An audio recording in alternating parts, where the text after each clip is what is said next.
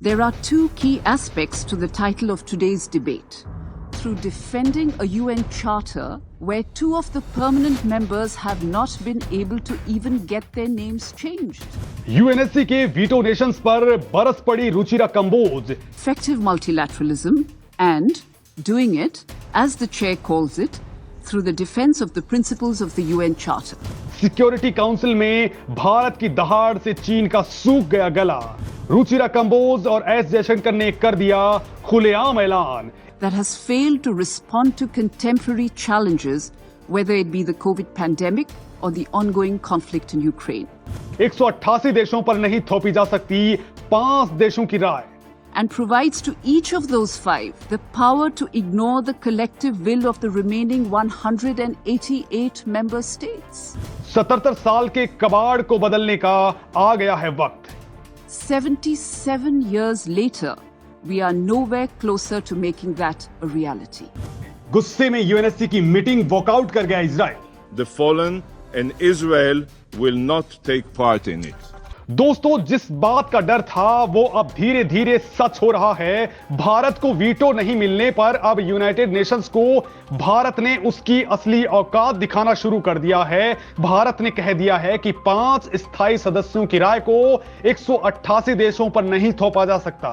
आज भी 1945 के माइंडसेट की तरह ही काम करेंगे तो संयुक्त राष्ट्र कबाड़ बन जाएगा. एक तरफ यूएनएससी की डिबेट में यूएन में भारत की परमानेंट रिप्रेजेंटेटिव रुचिरा कंबोज ने वीटो नेशंस को ही लताड़ लगा दी, तो दूसरी ओर विदेश मंत्री एस जयशंकर ने साफ कर दिया है कि संयुक्त राष्ट्र 77 साल पुराना हो चुका है, लिहाजा नया रूप देना ही पड़ेगा.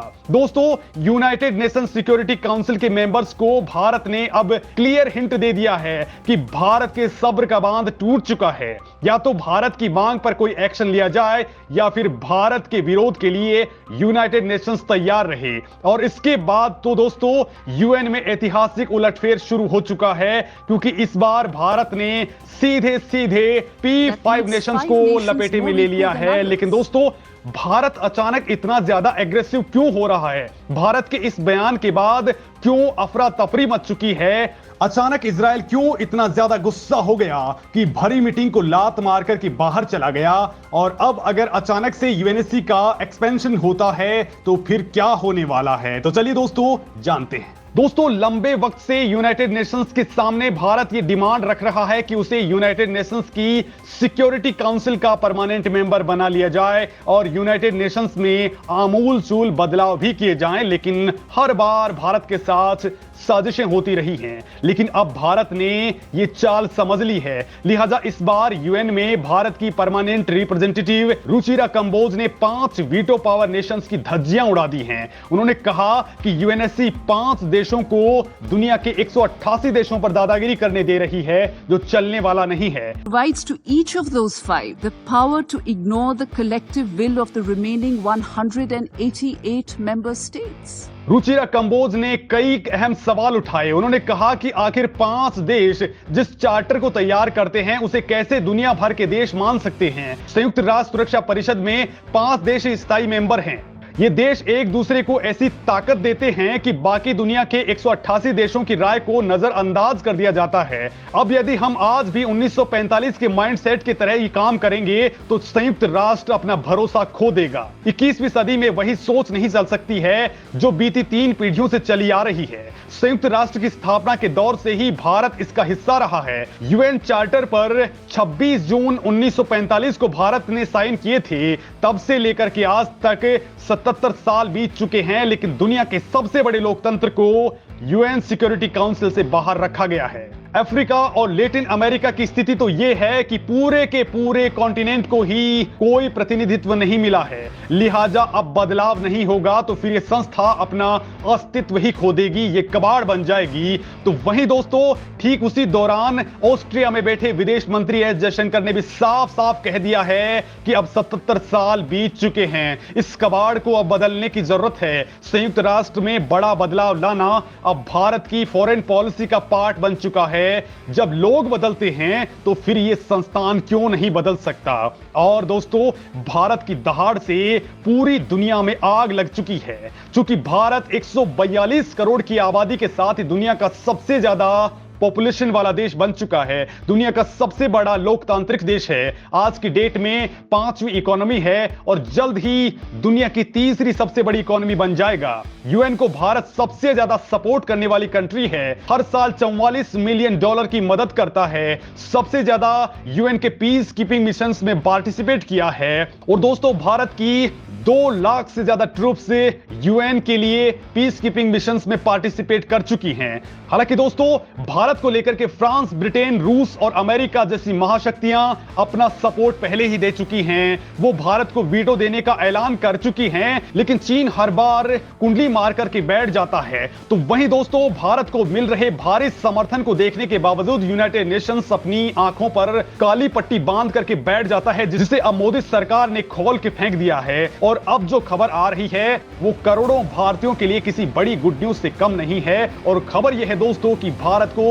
वीटो देने के लिए 90% से ज्यादा कंट्रीज एग्री हो चुकी हैं। ये सारे के सारे देश भारत के झंडे के नीचे आ चुके हैं। लिहाजा अब चीन की दादागिरी भी चलने वाली नहीं है। चीन के पास इस वक्त कोई एक्सक्यूज नहीं बचेगा, क्योंकि इस बार भारत ने एक साथ 188 देशों की बात करना शुरू कर दिया है, जिसमें सबसे ज्यादा अफ्रीकन और लैटिन अमेरिका के गरीब देश शामिल हैं, जो भारत के सपोर्ट में खड़े हो चुके हैं। यानी दोस्तों, अब बदलाव आकर के ही रहेगा, क्योंकि अब जो सीन बन रहा है वो आपको जानना भी बेहद जरूरी है। क्योंकि दोस्तों, इसी बीच अचानक इजराइल गुस्सा हो गया और वो यूएनएससी से वॉकआउट कर गया। आप खुद इजरायली राजदूत गिलाद एर्दन का गुस्सा देख सकते हैं। हर बार भारत के साथ खड़े रहने वाले इजराइल ने यह गुस्सा डिबेट को बेवजह इजराइल मेमोरियल डे पर बुलाने पर जताया है, जिसमें फिलिस्तीन को लेकर के सवाल थे।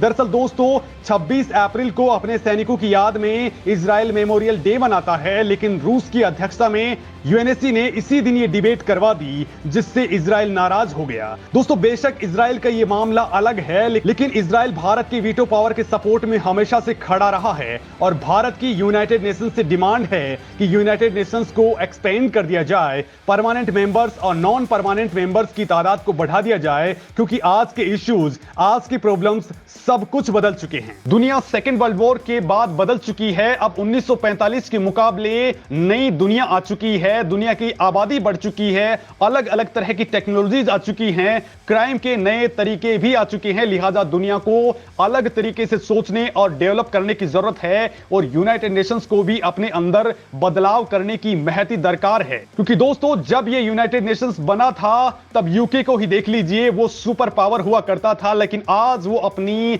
लड़खड़ाती हुई, बर्बाद होती हुई इकोनॉमी को संभालने में लगा हुआ है।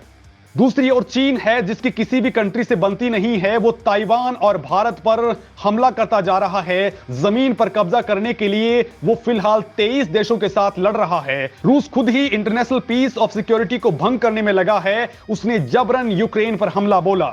अमेरिका ने अफगानिस्तान से लेकर के इराक, वियतनाम समेत दुनिया भर के देशों पर जंग थोप दी, जबकि इसी यूएनएससी की वेबसाइट कहती है कि इस काउंसिल का काम ही है शांति और सुरक्षा को कायम करना, जबकि अब यह मजाक सा बनता जा रहा है। अमेरिका अपने मन मुताबिक इंटरनेशनल ट्रेड को कंट्रोल करता है, जिससे ग्लोबल इन्फ्लेशन यानी कि दुनिया भर में महंगाई बदतर होती जा रही है।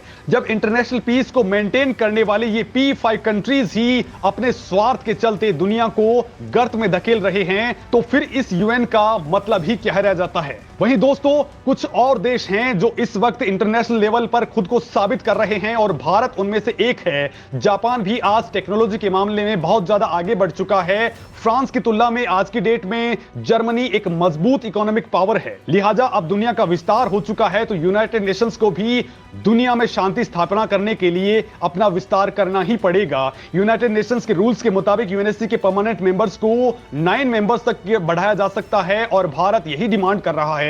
साथ ही जापान, जर्मनी और ब्राजील को भी भारत रिप्रेजेंट कर रहा है। अब फाइनली भारत ने अपने बयान से यह हिंट दे दिया है कि अगर भारत की इस डिमांड पर ध्यान नहीं दिया गया तो भारत कोई बड़ा कदम उठाएगा और इंटरनेशनल लेवल पर चीजें हमेशा के लिए उससे बदल जाएंगी। दोस्तों भारत, ब्राजील और जर्मनी ने मिलकर के G4 संगठन बनाया है। ये चारों ही देश आज के समय में बहुत स्ट्रांग बन चुके हैं। अगर ये चाहें तो यूनाइटेड नेशंस की मेंबरशिप को त्याग करके एक अलग ऑर्गेनाइजेशन बना सकते हैं। और इसी बात से दोस्तों यूएन भी घबरा चुका है कि अब भारत को एंट्री नहीं दी गई तो फिर ये संस्था बिखरना तय है, क्योंकि भारत ने यूएन के बड़े देशों को धमकाते हुए कहा है कि यूएन में रिफॉर्म्स के लिए हमें 90% देशों का सपोर्ट मिल चुका है, लिहाजा यूएन में पूर्ण रूप से रिफॉर्म करना ही पड़ेगा। यानी अब आर या पार वाली पोजीशन बन चुकी है। लेकिन सवाल कि क्या भारत यूएन को छोड़ सकता है या फिर उसमें उसे बने रहना चाहिए? आप दोस्तों इस मामले में क्या कुछ सोचते हैं? कमेंट करें और मुझे जरूर बताएं।